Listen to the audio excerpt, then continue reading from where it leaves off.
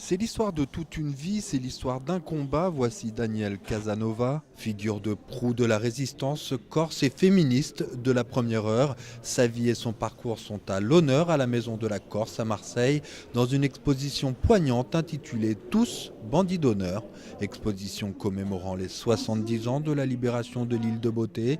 Un hommage qui sonnait comme une évidence pour Isaline Amalric Chouri, l'organisatrice de ce rendez-vous, qui plus est sa propre nièce. Je dois quand même dire qu'au lendemain de la résistance et de la guerre, Daniel Casanova était devenu une icône, la figure emblématique de la résistance. Quand j'étais enfant, ça m'impressionnait, je ne comprenais rien. Il y avait des manifestations gigantesques. Daniel Casanova et Jeanne d'Arc, les deux héroïnes de la France. C'était une véritable icône. C'est pas elle qui a fait ça, c'est ses compagnes qui l'ont désignée comme une icône. Et c'est surtout le trajet de toute sa vie. Vous savez, il y a des gens qui sont faits pour être des héros.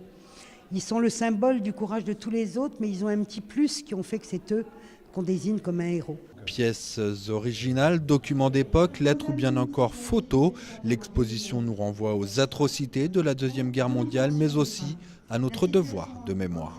La mémoire de chair est indispensable. La mémoire de chair, c'est tant qu'il y a des survivants ou leurs héritiers encore motivés par l'émotion. Quand les artistes déclenchent l'émotion déclenche l'empathie. Et l'empathie apporte un plus à la raison. Et ça donne envie aux gens de garder les valeurs de la résistance. J'y tiens beaucoup aux valeurs de la résistance. Tous bandits d'honneur, les insulaires le seront pour l'éternité. L'exposition, elle, restera ouverte jusqu'au 18 décembre prochain.